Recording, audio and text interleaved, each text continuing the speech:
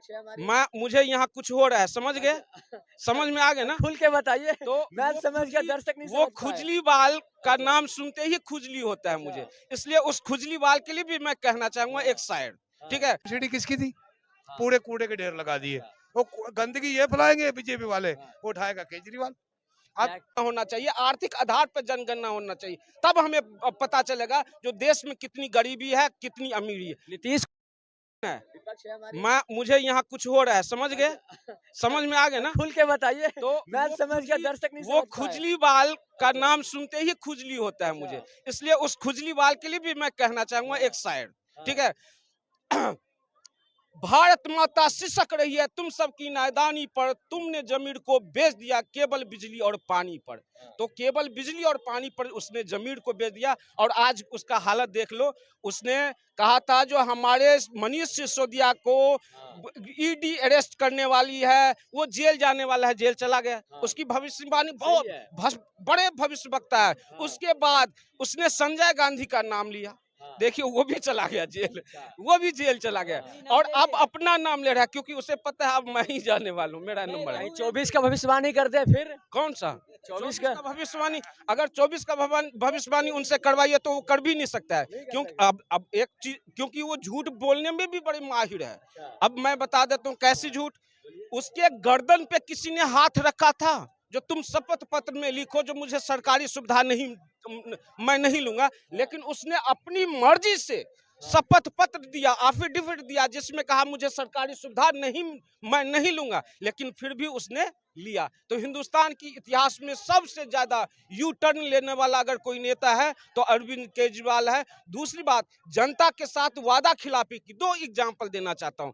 क्या कहा था 2019 में? दिल्ली वालों, मैं आप लोगों के साथ यमुना में 2019 में डुबकी लगाने जाऊंगा। 14 में भी कहे थे। 2014 में 2019 का नाम लिया था, 2019 खत्म, 2023 है, गया डुबकी लगाने। अभी छठ पूजा हुआ, वहां पे कितनी झांक थी। दूसरी, कहा एमसीडी में मेरी सत्ता आ जाएगी तो दिल्ली में जितने कुछ कचरे की ढेर है उसे मैं खत्म कर दूंगा। क्या खत्म हुआ? नहीं। तो ये क्या कह रहे हैं आप? इनको साल बाद छठ पूजा याद आती है। अच्छा, क्या छठ पूजा बीजेपी वालों को साल बाद छठ पूजा याद आती है। कूड़े के ढेर इन्होंने लगा दिए। 15 साल एमसीडी किसकी थी? इनको पूछो तो सही, एमसीडी किसकी थी? अरे रुक तो सही, एमसीडी किसकी थी? पूरे कूड़े के ढेर लगा दिए।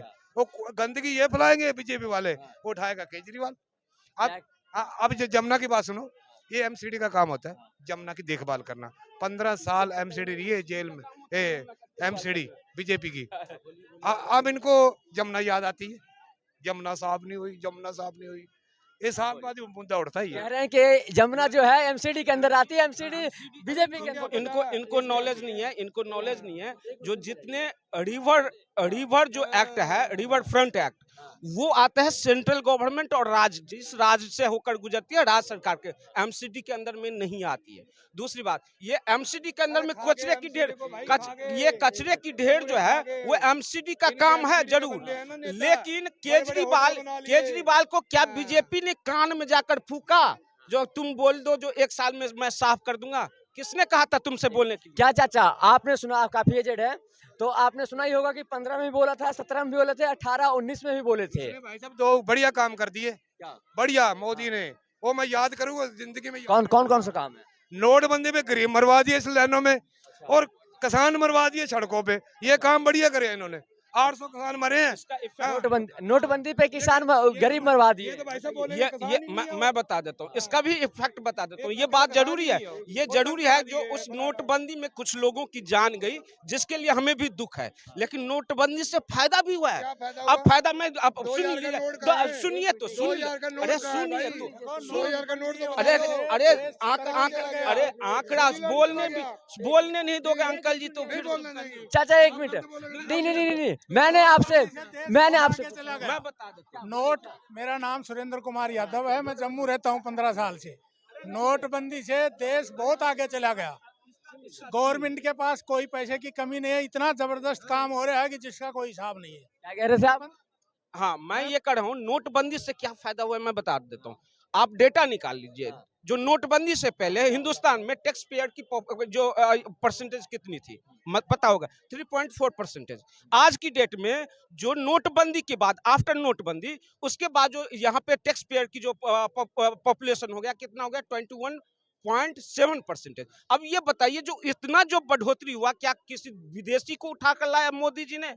क्योंकि नोटबंदी के बाद टैक्स पेयर की पॉपुलेशन बढ़ जाती है। मरवा दिया अच्छा, एक मिनट, जो एक मिनट चाचा, एक मिनट, जो जो जो आपने बोला इन्होंने बता दिया, जो आपने पूछा इन्होंने बता दिया, जो पर मैंने आपसे पूछा वो अभी तक नहीं बताया। 2014 में, 16 में, 17 में, 19 में केजरीवाल जी ने बोला था मैं यमुना साफ करके दूंगा। केजरीवाल जी बोला था ना मैं यमुना साफ करके दूंगा। 14 में भी बोला, 16 में भी, 17 में भी, 19 में भी। और फिर कह रहे हैं ना बीजेपी ने साफ करी है हाँ। तो ना केजरीवाल करेगा। नहीं जो कोई भी सरकार आ जाएगी नहीं करेगी। करेगी। ये जितना जो दिल्ली का पानी है ना गंदा, ये जमुना में जाता है। जब तक गंदा पानी रुकेगा नहीं दिल्ली का, जब तक वो जमुना साफ नहीं रोकेगा कौन? कौन रोकेगा? जो यहाँ होगा वही तो रोकेगा। जो सरकार में होगा।